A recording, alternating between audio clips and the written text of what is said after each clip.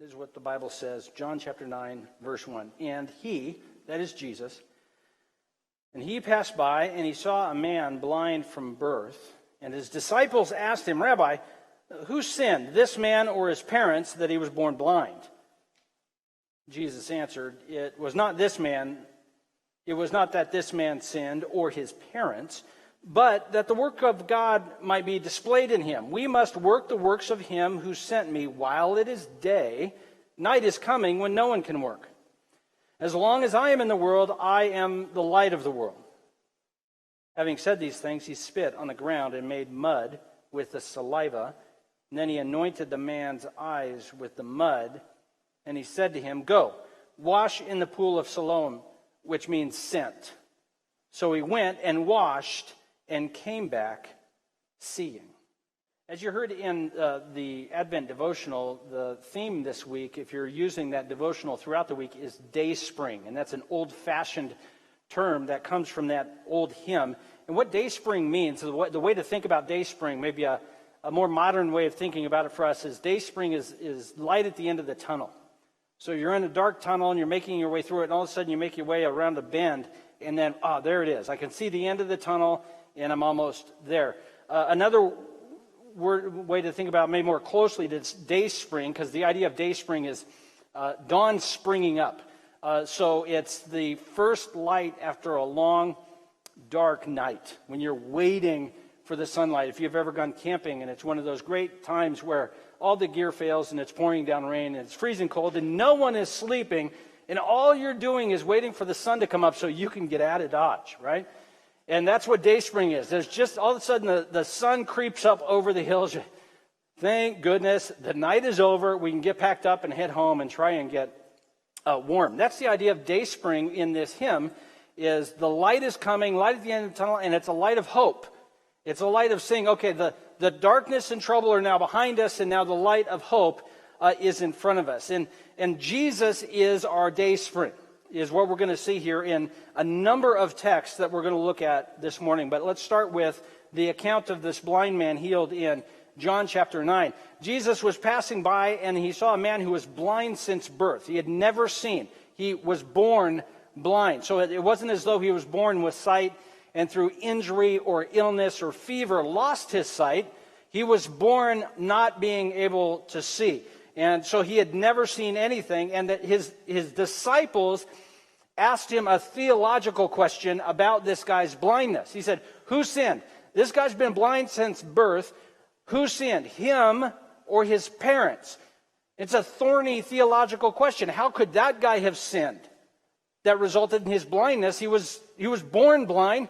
And then on the other hand, if his parents sinned and he became blind, why is the son paying the fee for his parents' sin? And the assumption they're making is an assumption we often make, even though we probably wouldn't say it out loud, is if something bad happens, it's because somebody did something bad. And that's the theology of sin that was really prevalent during Jesus' time, which if something bad happened to somebody, then somebody must have done something wrong earlier, and now they're getting their comeuppance. They're getting their upside the head. And that's the assumption they're making.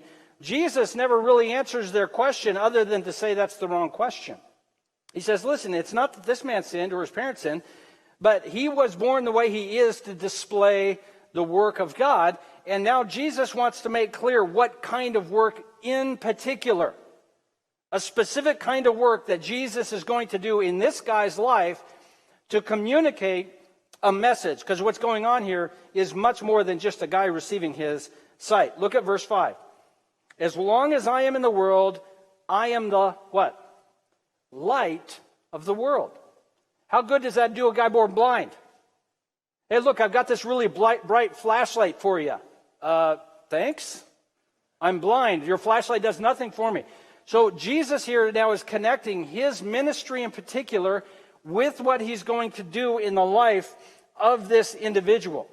He says, I am the light of the world. So Jesus is trying to say to us, I am here to make things seen. I'm here to reveal something so that you can see. And so the healing here, the way he healed the guy, if you look through the Gospels, he heals blind people a lot of different ways. And this is one of the most interesting ways We'll touch on one of the other interesting ways here in a few minutes. But he spit on the ground, and he made mud with his saliva. So he spit on the ground and made himself a little bit of mud because the ground was dry and dusty. He just got a little bit of mud going. And then he put that mud he had made onto the guy's eyes, and he said to him, "Go wash in the pool of Siloam." Our guess would be somebody attended him and took him to this pool. Otherwise, how in the world would he get there, right? So he went and he washed and he saw. When did he see? Not when the mud was applied. He stayed blind then. When he got to the pool and washed the mud off, then he could see. It's going to be important in how the account is related as it goes along. Look at verse 8. We didn't read it. What happens after this guy receives his sight? The neighbors and those who had seen him before as a beggar were saying, "Is this not the man who used to sit and beg? Hey, you see that guy? Yeah. Is he the one who used to sit and beg?" And the answers are varied. Some said, "Oh yeah, that's him." Others said, "No, but it kind of looks like him. It's probably his twin brother."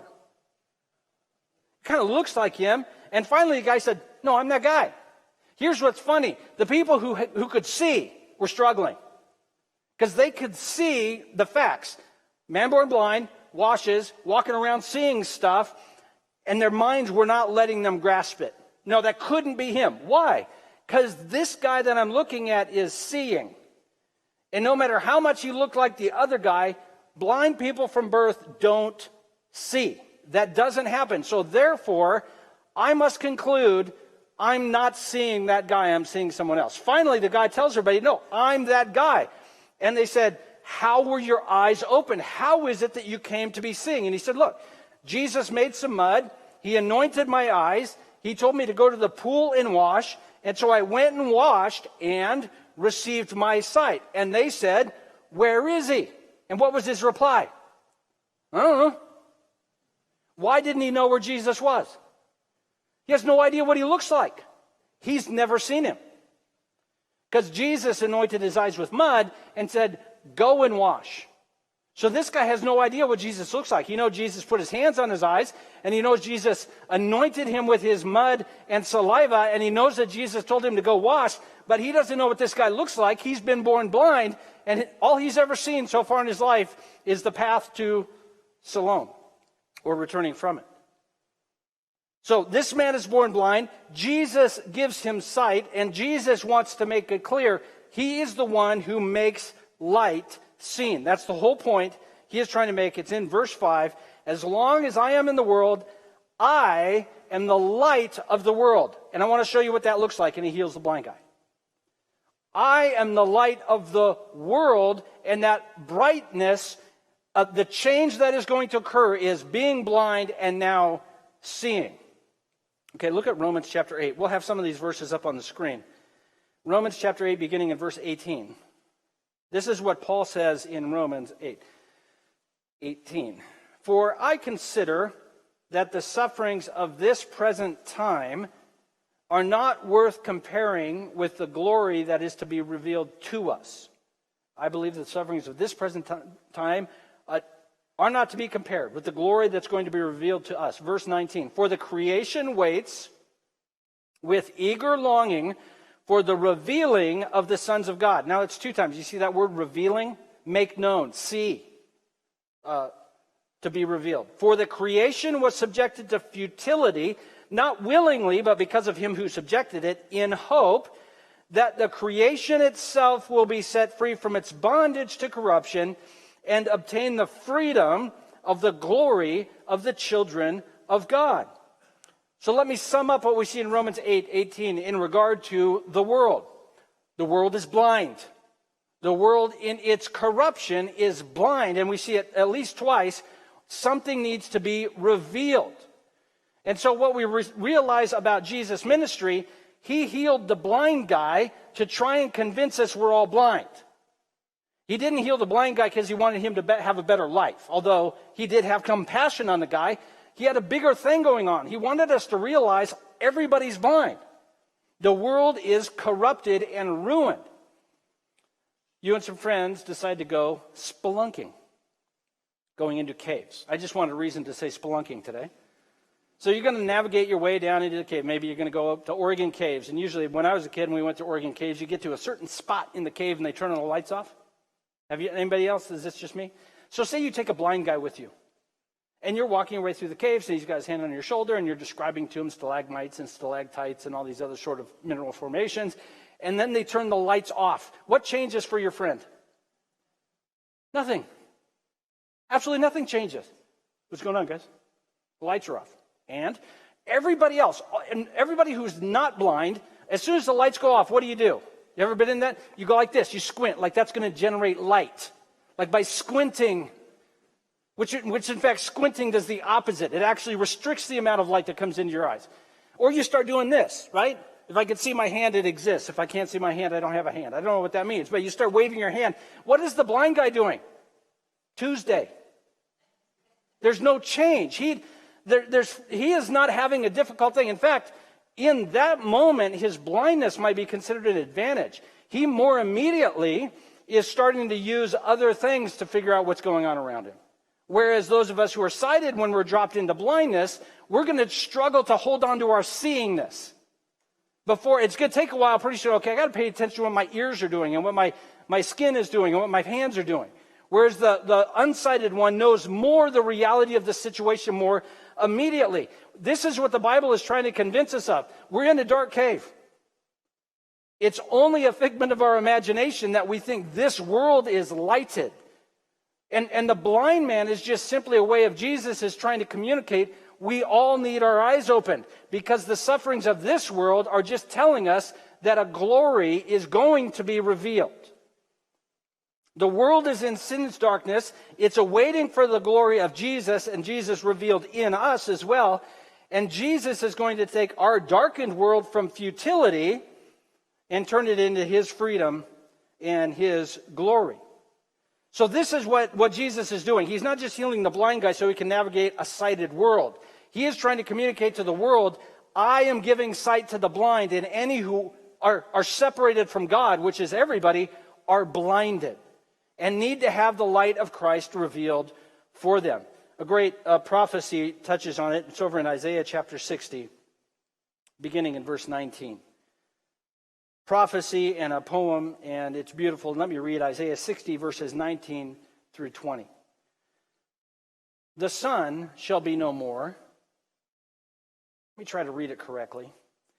The sun shall be no more your light by day, nor for brightness shall the moon give you light. But the Lord will be your everlasting light, and your God will be your glory. The sun shall no more go down, nor your moon withdraw itself. For the Lord will be your everlasting light, and your days of mourning shall be ended. So Jesus here is making us understand through the blind man. He is fulfilling this prophecy among many, many others in the Old Testament. He is that light. The Lord is our light, illuminating the darkness around us. And he's not just our light for the next 10 minutes. He's our light forever. Even to a point where we'd say, do we need a sun? Do we need a moon? And the answer is, when we are fully home with Christ, the answer is no, we don't need them. Because we have him. He will give us light to see. The Lord will illuminate the darkness. He is our only hope for light. He is our only hope for glory. He is the reason we have a hope that the darkness is going to go away. Now, we have lots of things that trouble us on a day in and day out basis. I guess this year in particular, we have more things to think about. You might talk to some people who are older than me. They may challenge that notion. Been through a couple of world wars. You know, my grandpa had mustard gas scars on his arm. He might say 2020. Oh, really? Yeah, it sounds kind of rough. I don't know. But we think, well, what's the light at the end of the tunnel for us in 2020? Or what's the light at the end of the tunnel for us in any given moment? That's where we're going to place our hope. Our hope is whatever that thing is, that if we have it or it goes away, we'll feel better. And Jesus has positioned himself in the Bible to say, I am that hope. And there is nothing else in this world that will give you hope other than the light of the Lord. He is that only final and total hope. Look at it in Revelation chapter 22. Beginning in verse 1. Revelation 22, verse 1. The angel showed me the river of the water of life, bright as crystal, flowing from the throne of God and the Lamb through the middle of the street of the city. Also on either side of the river, the tree of life with its 12 kinds of fruit, yielding its fruit each month. The leaves of the trees were for the healing of the nations. No longer will there be anything accursed, but the throne of God and of the Lamb will be in it, and his servants will worship him. They will see his face, and his name will be on their foreheads, and night will be no more. They will need no light or lamp or sun, for the Lord God will be their light, and they will reign forever and ever. And if you take some time, go back and read Genesis 1, 2, and 3, and read this passage, and you'll realize this is Genesis turned upside down. The tree of life with access again. What happened at the end of Garden of Eden? Where was the tree of life? In the garden. What was guarding it? 2 angels with lightsabers. Flaming swords. And yeah, I know. But we couldn't have access to it. Why? We were plunged into darkness. And here we have a new creation reordered. And now those in Christ have light. They're no longer in darkness. They have access to the tree of life. They have access to the throne of God. Full access, can walk in at any given time and say, how's it going? And worship. And Jesus is saying, I am your light. I am your hope. It is for these days that we have hope. And Jesus says, I am your light to see. I am your warmth. I am your joy. I am your peace. I am your rest forever. Let's look at another blind guy to say, kind of help us think about where we are today. Mark chapter 8, verse 22. I think of all the blind people getting healed in the gospel, this might be my favorite.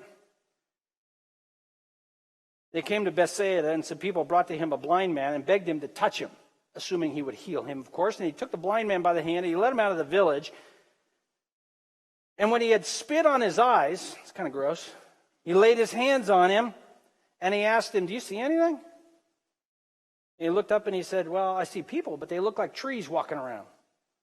All right, so that's a little strange. So maybe we'd guess he hasn't been blind since birth, because you know what trees look like? Maybe. I don't know. We're guessing. But either way, he was sort of healed. Like Jesus healed him, but maybe Jesus was a little tired, a little tight in the shoulders, didn't have his game on. No, that's not what was happening. Jesus laid his hands on his eyes again, and his eyes opened and his sight was restored, and he saw everything clearly. So what's going on is Jesus, again, he's always communicating. He's showing us what this blindness looks like. Might I suggest, based on 1 Corinthians 13, there's a verse that tells us, now we see through a glass dimly. On that day, we will see what? Face to face.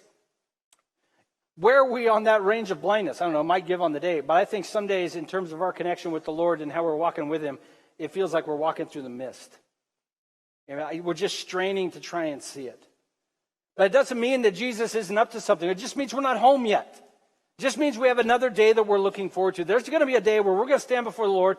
The fog's going to clear. We're going to see him face to face. And it's all, oh, now I see what you were doing. Now it's starting to come together.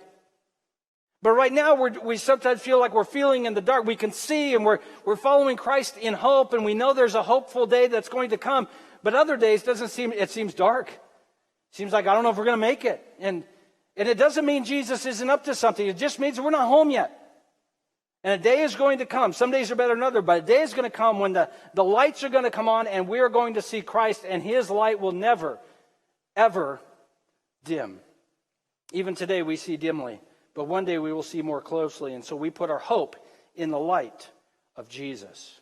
Jesus is our dayspring. He is our light to see. Let's go back to John chapter 9. Let's look at the rest of that passage. There's some important things to think about. Jesus is our light to see. How about this? Jesus is our dayspring. Jesus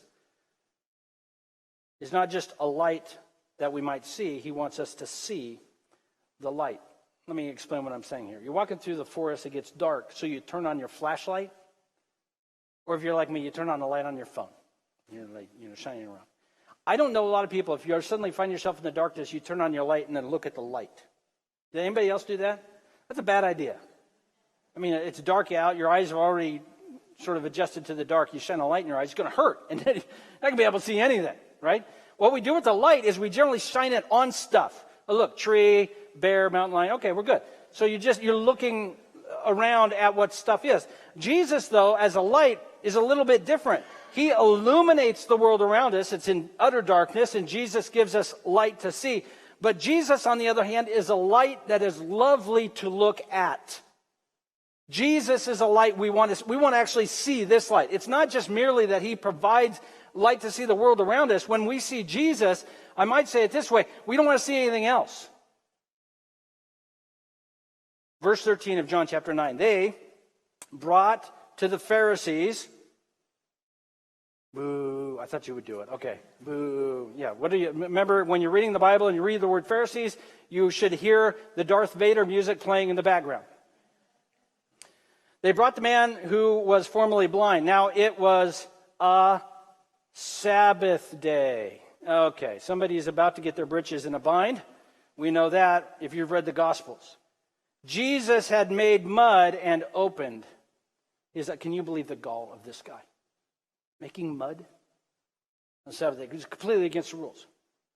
The Pharisees asked him how he'd received the sight, and he said, this is what the guy told him. He put mud on my eyes, and I washed in seed. And this is what they're hearing. On a Sabbath day, you, number one, made mud. Are you kidding me? I'm being silly, but back then this was very serious to the Pharisees. Secondly, you did what? You washed it. A good Jew would leave the mud on their face till the next day. Because you shouldn't be working to get the mud off your eyes. This is how the Pharisees, number one, Jesus should not have made mud to give you eyes to see. And even if he did, you should have stayed blind at least for another day, if you're a good Jew at all. Just stay blind. You can wash the next day and get your sight back. So the disciples had started this account here by asking who had sinned. And the Pharisees are now asking what? Who has sinned? And they know two people have, according to their measures. Jesus has sinned by making mud on the Sabbath. The blind man has sinned by washing on the Sabbath. And Jesus has participated in the blind man's sin by telling him to wash on the Sabbath. Verse 16, some of the Pharisees said, this man, speaking of Jesus, he is not from God. Then doesn't that kind of creep you out a little bit? They're saying Jesus is not from God. I don't know if I want to be saying the creator of the universe is not from God or God. That's a dangerous, you better be really sure. Others said, how can this man who is a sinner do such signs? And there was a division among them. Look at verse 17. They said again to the blind man, what do you say about him since he has opened your eyes? And the blind man said this, he is a prophet. Why would he say that? Because this is what all the Old Testament prophecies said would happen. The Messiah would come healing the blind. This is not new information for anybody, especially the Pharisees. So they had some check boxes the Messiah would do, and one of them is heal the blind. However, the Pharisees had other check boxes, things the Messiah won't do. One of them what? Break the Sabbath. How do you know if they're breaking the Sabbath? They weren't sure, so they came up with a whole long list of things you can and can't do on the Sabbath. So therefore, you don't make mud on the Sabbath. You don't wash off mud on the Sabbath. You don't help people who are sick on the Sabbath. You sit home, you watch Netflix on the Sabbath. Everybody knows this. They had all these rules. So therefore, since the Messiah broke the Pharisees' rules, the Messiah was not keeping the Sabbath, so therefore Jesus is not the Messiah. He can heal blind people all day long. He is not meeting my expectations of what he ought to be, so therefore he is not who he says he is. This is dangerous ground to be on, but that's exactly their reasoning. The blind guy, a beggar since birth, does he know how to read? No, he's a beggar and he's been blind. He knows more theologically about the Messiah than the Pharisees, who probably had the Old Testament memorized. The Jews did not believe that he'd been blind, so they called his parents. This is verse 18 and 19 and following. And they asked him, is this your son who you say was born blind? You can hear the cynicism. His parents answered, we know that's our son. And we know he was born blind, but we don't know how he sees, nor do we know how his eyes were opened. You ask him, he's old enough, he's a grown-up. Ask him. And the reason his parents answered this way, it tells us in verse 22, they didn't want the Pharisees to cast them out of the synagogue. The synagogue was not only the religious center of the community, it was your social connection. If you wanted a good deal on home repairs, you asked your buddy at the synagogue. And if you aren't in a synagogue, you're not going to be able to get any business done. You're going to show up the next morning to purchase your goods in the market, and nobody's going to sell to you. This is you're shut down. Your debit card's canceled. Your driver's license is gone. You can't do business in the community. And so they were very careful. Talk to our kid. These are some great parents. Number one, their blind kid is begging. What does this tell you about whether or not they were caring for him? The parents were still alive, and their blind son was relegated to begging. So these are some high-quality parents. They are not writing any parenting books to begin with. Secondly, when it comes down to it, and it's time to really rubber meets the road, are we going to get kicked out of the synagogue? They throw their blind since birth son who's been begging his whole life under the bus. Ask him, are we still good? These are some high-quality parents. So for a second time, they called him in. Verse 24, look at this. This is unbelievable. I love this guy. They called him in. Give glory to God. We know that this man is a sinner. Tell us what happened. Verse 25. He said, whether he's a sinner or not, I don't know. And he just sticks to the facts. This guy would be a really good attorney. One thing I know, I was blind. Now I see. I can tell you, hold up a number of fingers to tell you how many you're holding up. And they said, what did he do to you? How did he open your eyes? And this is the Sabbath day issue. He answered them, I've told you. Do you want to hear it again? Do you want to become one of his disciples? And they reviled him and said, you're his disciples. We know that God has spoken through Moses, but he couldn't speak through this man. And here's what he says. Why, this is an amazing thing. You do not know where he comes from, and yet he opened my eyes. We know that God does not listen to sinners, but if anyone is a worshiper of God and does his will, God listens to him. Never since the world began has it been heard that anyone opened the eyes of a man born blind. If this man were not from God, he could do nothing. And they answered, you were born in utter sin, of which he would have agreed. And they cast him out of the synagogue. Here's what's incredible about this blind guy. He has never seen Jesus, and he has shared the gospel with religious leaders to such an extent that he's now being persecuted. His hope is in the Messiah alone, and he has been blind since birth, and he has never seen his Messiah. How do we know that? Look at verse 35. This is where the story gets exciting. I know you're like, but it was exciting already. Hang on, buckle up. Jesus heard that they had cast him out of the synagogue. And he found the guy, and he said, do you believe in the Son of Man? That's a Messiah reference. And he said, who is he, sir, that I may believe in him? Why did he ask this question? He's never seen Jesus before. He doesn't know who he was talking to. And Jesus says, you have seen him. It is he who is speaking to you. And he said, Lord, I believe. And he worshiped him. So Jesus said, no, you have seen him. He's saying two things there. He's saying, you have seen him, meaning it's me. I'm the guy who healed you. And this guy believed in Jesus for his forgiveness. He said, I believe, and he worshiped him. But Jesus is also saying, no, you have seen more already than all the sighted people in this city. You have seen Jesus before your eyes were open because you walked to the pool and washed. You've seen him. This guy might say this, and here's what I would say is our primary thing we need to think about from this section of Scripture. John 37, you have seen him, and it is he who is speaking to you. Jesus is the reason we have eyes. The reason you have eyes is not so you can avoid hitting and running into things. It is not to make your life easier. You have eyes for this reason, that you may behold Jesus. If the only thing you have ever seen or ever will see is a glimpse of Jesus, you have brought to full use the reason for your eyes being in your head. That we use them for other things is perfectly acceptable. But what we're learning here is Jesus is not just light in the world. He is the light we yearn to see. And this is what this blind man is revealing to us. He's saying, by faith I see Jesus, and then when his eyes beheld him, he worshiped him. Look at Isaiah chapter 9, beginning in verse 2. Is a prophecy about Jesus. Because at the end of verse 1 it says, in the latter time he's made a glorious way of the sea, the land beyond the Jordan, Galilee of the nations. Verse 2, the people who walked in darkness have seen a great light. Those who dwelt in a land of deep darkness, on them has light shown. You have multiplied the nation. You have increased its joy. They rejoice before you as with the joy of the harvest, as they are glad when they divide the spoil. Out of Galilee comes the great light that brings such joy. It's the same kind of joy you would have if your harvest was overabundant, or if you had, a great victory over your enemy and there was a great spoil. Jesus is the light. Jesus is our blessing of God's salvation. Jesus is our hope of joy and gladness, both here and forevermore. Jesus is our saving light. Okay, last verse, Revelation 21, 1 through 5, and then we're going to close. Revelation 21, verses 1 through 5. Excuse me.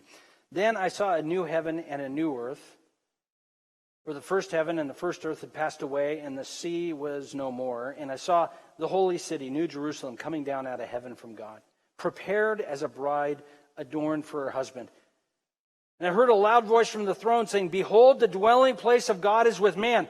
He will dwell with them, and they will be his people, and God himself will be with them as their God. He will wipe away every tear from their eyes, and death shall be no more. Neither shall there be mourning, nor crying, nor pain anymore, for the former things have passed away." And he who was sitting on the throne said, "Behold, I am making all things new." And he said, "Write this down, for these words are trustworthy and true."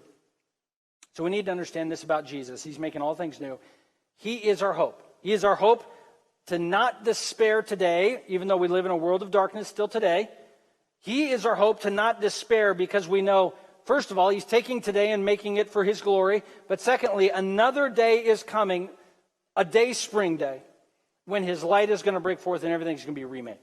Everything's going to work the way it was supposed to work. His light is coming. He's going to break forth his light onto this world, and we will see what we finally have always yearned to see, and that is him. But hope, one of the primary ways we worship in hope, is endurance. So if we know a day is coming when he is going to break through the dawn, and we know that day is coming, and it is certain as was his resurrection, then the way we worship in that is to say, well, then I can make it through today. Then by his grace and his strength, I can see that today is worth enduring. We can get through another dark day in the joy of the Lord, knowing a day is coming when the dawn will break through.